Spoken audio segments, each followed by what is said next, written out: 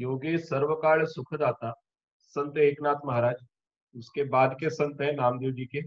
संत एकनाथ 1533 से 1599, भागवत संप्रदायातील थोर संत कवी, 16व्या शतकातील महाराष्ट्राच्या सांस्कृतिक प्रबोधनाचे प्रवर्तक, एकनाथी भागवत, रुक्मिणी स्वयंवर, भावार्थ रामायण इत्यादी ग्रंथ, अभंग, आख्याने, गवळणी, पदे, भारूड अशी त्यांची बहुआयामी लेखन संपदा आहे.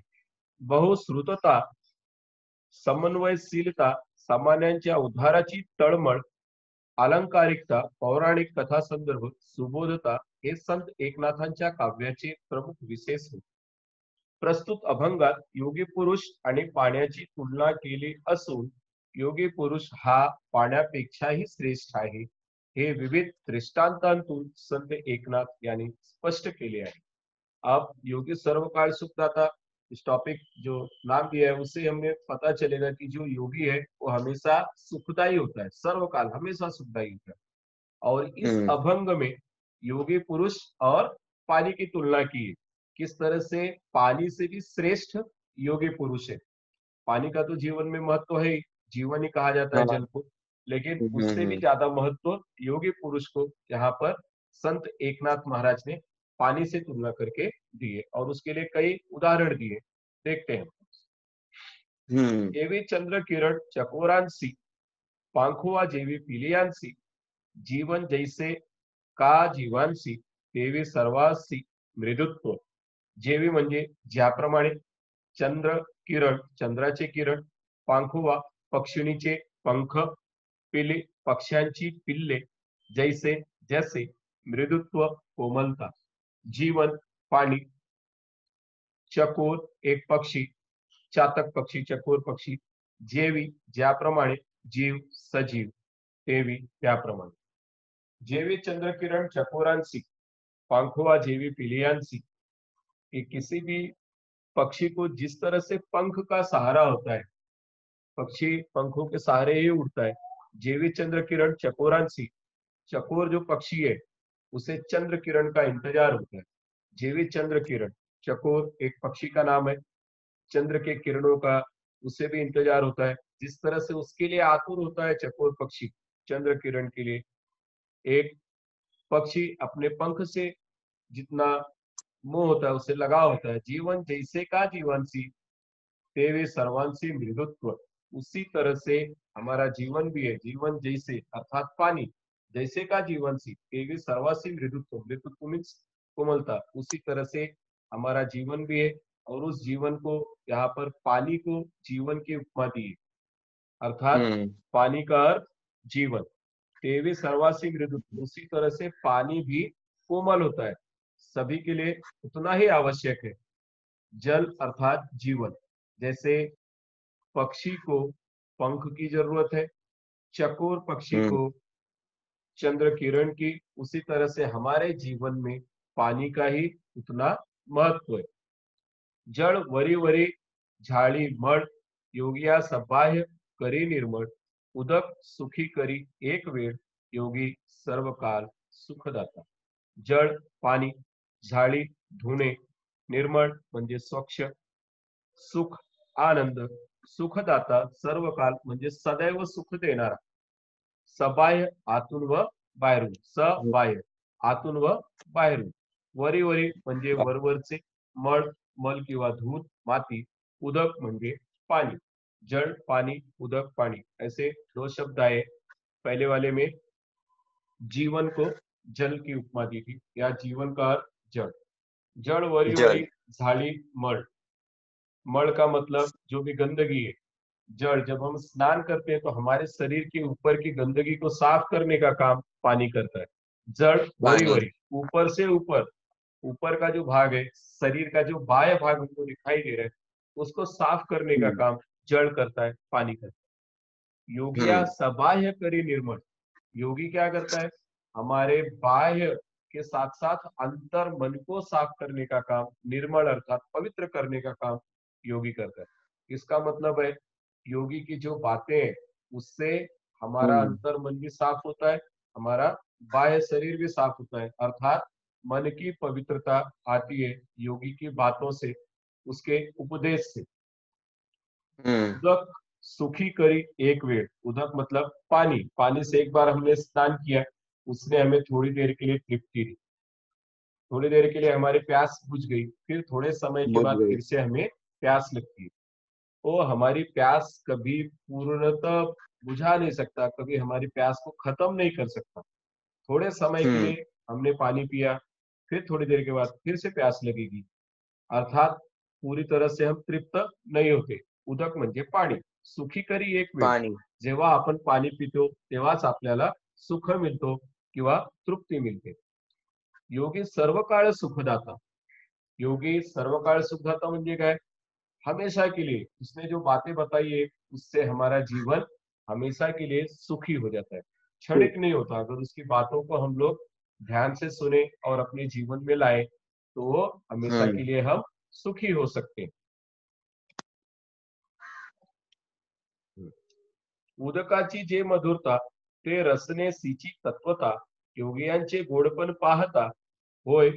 एक पीछे गया लगता है। हाँ, ओके। उदकाचे सुख हम्म। ते किती, सवेंची क्षणे तृषिते होती, योगिया दे स्वानंद तृप्ति, सुखासी विकृति पै नाही। अब तीसरे पद में उन्होंने क्या बताया, उदक का अर्थ पानी हम लोगों ने पहले भी देखा। हाँ। सवेंची क्षणे, सवेंची सर्वत्र, क्षणे तृषिते होती, उदकाचे सुख ते किती, अर्थात पानी का सुख हमें कितनी देर मिलता है, जब हमको प्यास लगी हमने पानी पिया उतनी देर तक हम सुखी हुए। सवेंची क्षणे ठीक। तृषिते होती, अर्थात सिर्फ उस क्षण के लिए जब हमें प्यास लगी थी, हमारी प्यास को बुझाने का काम, तृषित तहान लेला, हम्म। तहान लेला मतलब जो प्यासा है। तो हमारी प्यास कब हम्म। बुझी, जब हमने पानी पिया, फिर थोड़ी देर के बाद वापस प्यास लगी। योगिया दे स्वानंद तृप्ति, स्वानंद समाधान, हमेशा के लिए आनंद देना, तृप्ति देना, परमानेंट। योगिया दे स्वानंद तृप्ति, अर्थात योगी ने जो हमको बातें बताई, उन बातों को अगर हम लोग अपने जीवन में लाएंगे तो हमें हमेशा के लिए तृप्ति मिलेगी, हमेशा के लिए हमारा जीवन आनंदित होगा। आनंद। सुखासी विकृति हम्म।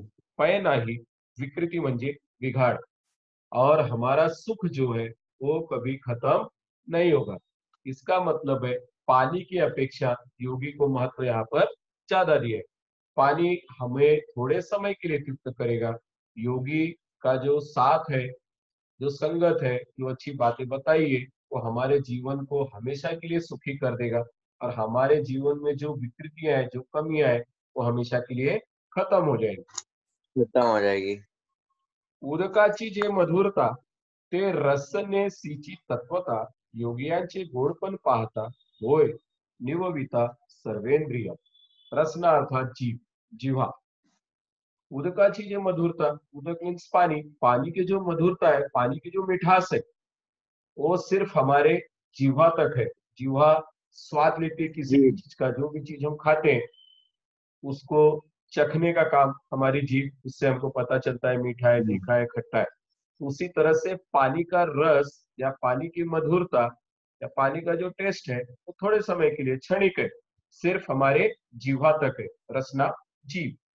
हम्म। योगियांचे गोडपण पाहता, योगियांचे गोडपण, जो योगी की मीठी बातें हैं, जो योगी की बातों में मिठास है, वो है निवविता सर्वेंद्रिया, अर्थात हमारी जितनी भी इंद्रिया है, पूर्ण शरीर, सगली इंद्रियां, सिक्स सेंस है, पांच सेंसेस जो भी दिए गए, उन सबको तृप्त हम्म। करने का काम, शांत करने का काम, उसकी भूख मिटाने का काम योगी की बातों में, उसकी बातों में जो मिठास है उससे सर्व इंद्रिय अर्थात हमारा संपूर्ण शरीर संतुष्ट हो जाता है।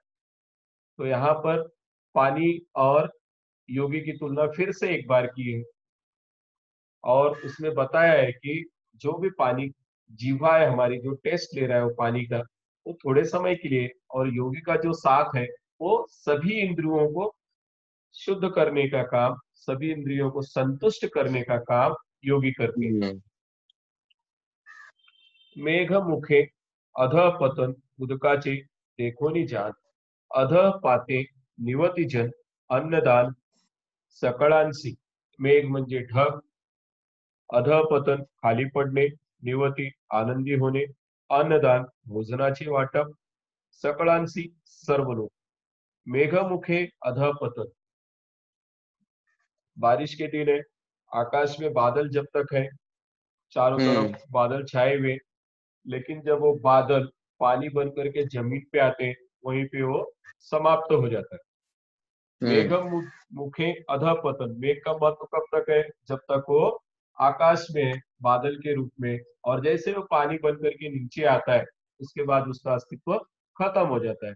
अधः पाते निवती जन अन्नदान सकळांसी, सकळांसी मीन सर्वांसी, सर्व लोग. अधः पाते निवती जन अर्थात प्रत्येक जन, हर व्यक्ति. अन्नदान सकळांसी, जो अन्नदान है, अन्नदान को महत्व दिया है यहाँ पर कि जिस तरह से हाँ अन्नदान सभी के लिए महत्वपूर्ण है, निवती जन सभी के लिए, सभी लोगों को खुश करने का काम वह पानी करता है. पानी क्या करता है? जैसे ही खेतों में खलिहानों में जाता है और उसे अच्छी फसल होती है, अर्थात किसानों को सुखी करने का काम पानी करता है. मतलब उस बादल का महत्व कब है? जब वो पानी बन करके जमीन पर आता है. तैसे योगियासी खालुती येणे, उसी तरह से जे इहलोकी जन्म पावणे. मतलब तैसे मतलब उसी प्रकार, तसे खालुते खाली येणे, इहलोक अर्थात पृथ्वी धरती के लिए दिए. जन लोक, निज ज्ञान, आत्मज्ञान, उद्धार, कल्याण, भले. तैसे योगियासी खालुतू येणे, जिस तरह से बादल जमीन पे आने के बाद उसका महत्व है. सिर्फ बादल आसमान में रहे और आगे चले जाए, बारिश नहीं हुई, तो उन बादलों का महत्व हमारे लिए नहीं है. उसी तरह से योगी पुरुष इस धरती पर आए हैं, जे इहलोकी जन्म पावने. इस इहलोकी मतलब पृथ्वी पर, इस धरती पर जन्म लिया है, इस धरती पर आए हैं. जैसे बादल पानी भर के आता है तो उसका महत्व बढ़ जाता है, खेती को पूरा हरा भरा करने का काम, लोगों की प्यास बुझाने का काम करता है. उसी तरह से इस संसार में योगी ने आकर के वह कार्य किया है, लोगों को तृप्त करना, लोगों को अच्छी बातें बताना. जन निववी श्रवण कीर्तने निज ज्ञाने उद्धरी. अर्थात जो जन है, इस संसार के लोग हैं, उनको कीर्तन के माध्यम से, भजन के माध्यम से उनको ज्ञान दे करके उनका उद्धार, निज ज्ञाने, आत्मज्ञान, जो हमको संसार में सच्चाई पता चले कि संसार है क्या, और उसके हिसाब से फिर जीना, लोगों का उद्धार करने का काम, लोगों को अच्छा सत ज्ञान देने का काम ये योगी, योगी पुरुष करते हैं. Thank you. हाँ